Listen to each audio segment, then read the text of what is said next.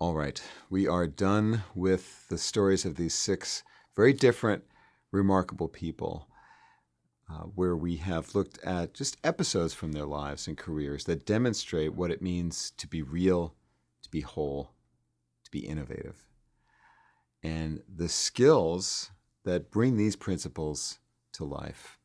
I've offered you a sampling of some exercises based on research that we know to be helpful in developing these skills. But you can see from these very different lives that there are various ways to clarify your vision, your values, what you stand for, what you believe in, what it means for you to act with authenticity, and to take the leadership leap, as I call it, and see yourself through the eyes of other people, to be whole by recognizing who those other people are and respecting them as important people in your life now and in the future, and to be innovative, to find ways of continually experimenting with how you get things done. There's lots of different ways to do that. Again, these six people demonstrate in very different ways how they have cultivated these principles and skills in their own lives.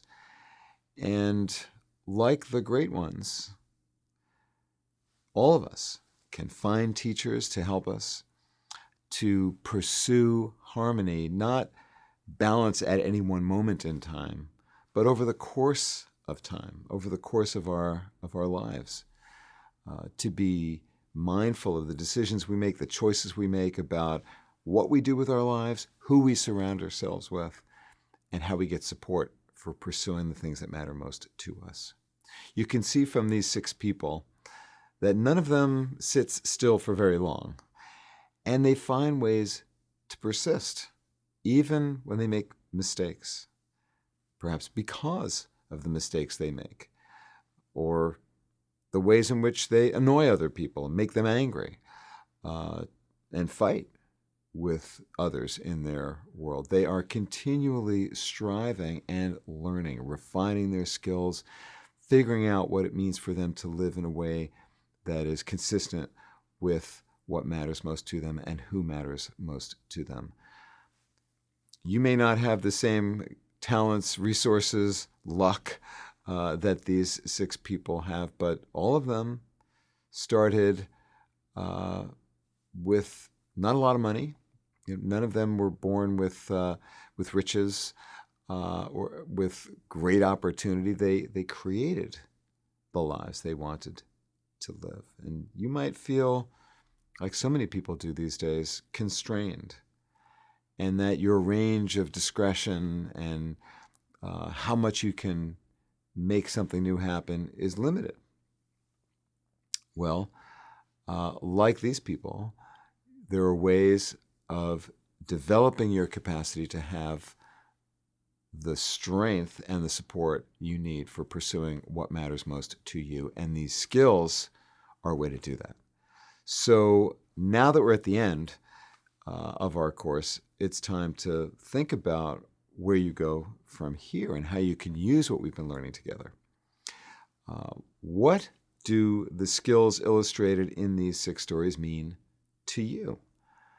There are actions and exercises here that you can take. There's more in my books and in other resources that you can find online that I've produced that help you to see what leaders who exemplify these total leadership skills, what they do. And I'm hoping that on our discussion boards for this course that people will post ideas for leaders that they know and admire who illustrate these principles of being real, being whole, being innovative, and to tell us about the skills that those people demonstrate in their lives and how they grew them.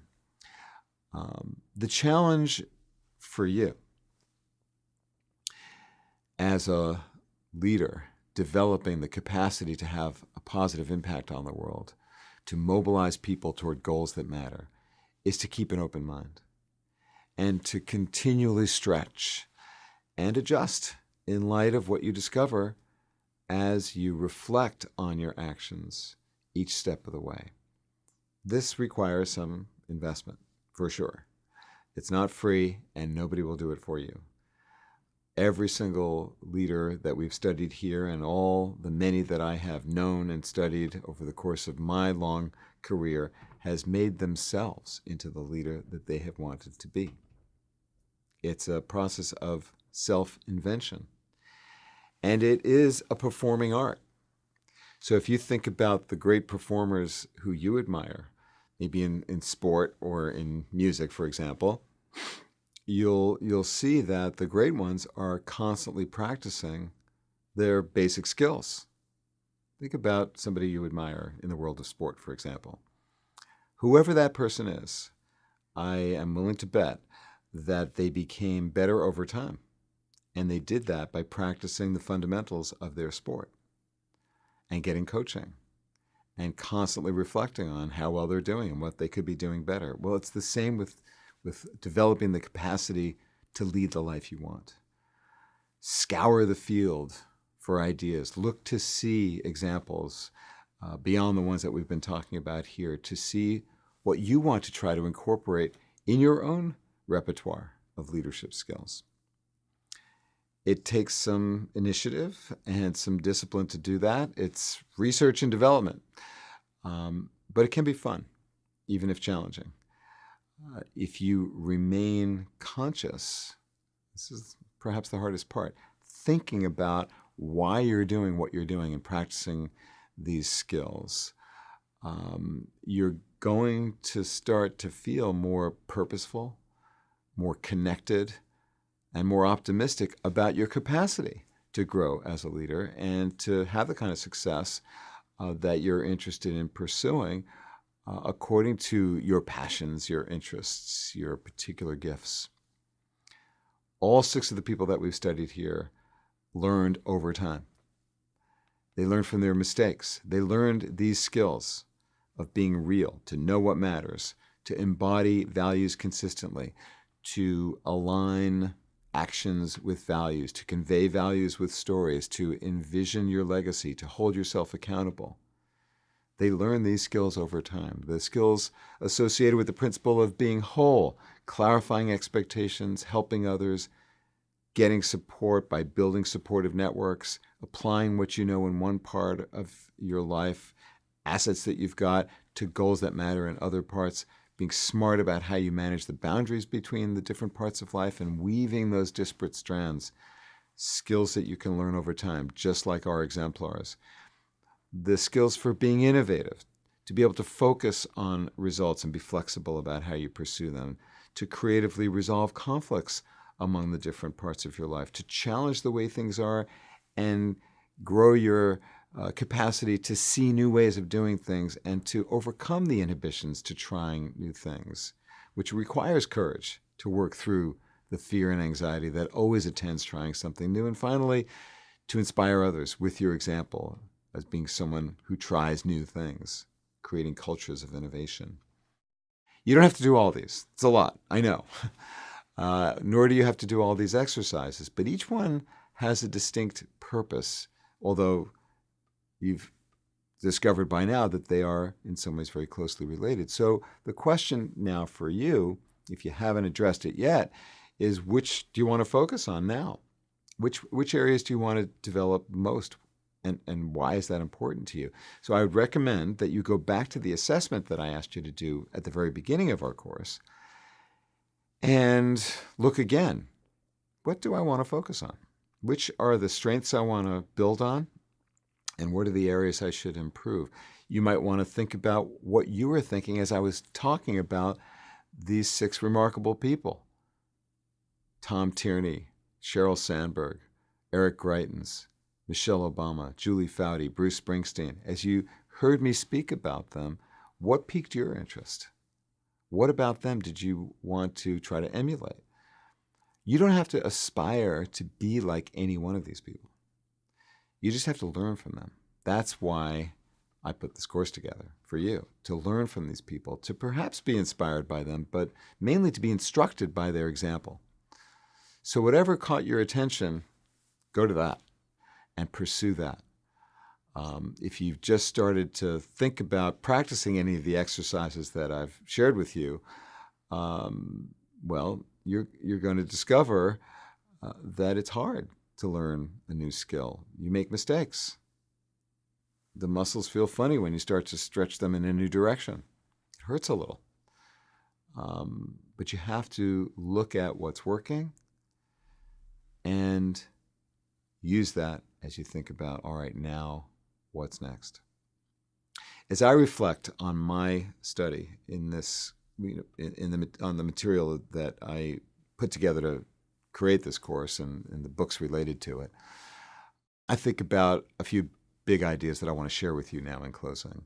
I have become more convinced now that building a life that matters, that significant achievement in the world comes from taking action to use what you've got, whatever that is, and to apply it with compassion to somehow making life better for other people.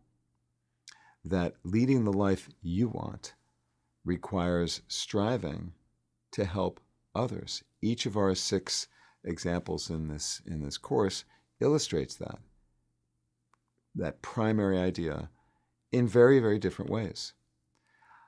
I also am convinced from this study, as I hope you are too, that accomplishment in your career comes not at the expense of the rest of your life, but because of what you gain from investments in your family, in your community, and in yourself, your mind, body, and spirit, that those other aspects of your life sustain you, give you strength, give you a reason, and thereby help to propel you further. And this is, of course, counter to the common myth that's out there, which says that you have to sacrifice everything in the rest of your life to be successful in your career. I believe, and I believe these cases help to prove the point, that the opposite is, in fact, true. You can develop these skills, and indeed, you must, if you're going to lead the life you want. Each one of these people struggled to become the person they are, to lead the lives that they want to lead. Yes, they've made compromises, and yes, of course, there have been some sacrifices along the way. But each one of them shows us in their own unique way how they cultivated a life in which their values and contributions work over time in harmony. Not all at once, but they demonstrate growth and the possibilities for growth and a willingness to take seriously the idea that they are the shapers of their lives. That, I hope, is an inspiration for you as it is for me. Voluntary action, what we do with the opportunities we have, that defines our character. The great philosophers and modern researchers tell us that it is meaning that derives from creating value for other people and the momentary happiness that comes from doing things that make us feel good. It's both of those things that make a good life, not one or the other. So having your head in the clouds and your feet on the ground, moving in a direction that inspires you and is about creating something better than you left, than you discovered when you first arrived here. That is the challenge for all of us. And it's not easy. Growth is not easy. But we can learn to become teachers based on the mistakes that we've made and to try, with whatever we've got available, to learn from the role models around us and to be one, to use what you've got to heal a world that is broken, to be a model for others, and to aspire to do good. Well, thank you. We are now done, and I am so grateful to you for taking the time to be a part of this learning community. I hope and expect that our time together has been useful to you, And I very much appreciate your commitment to learning with me.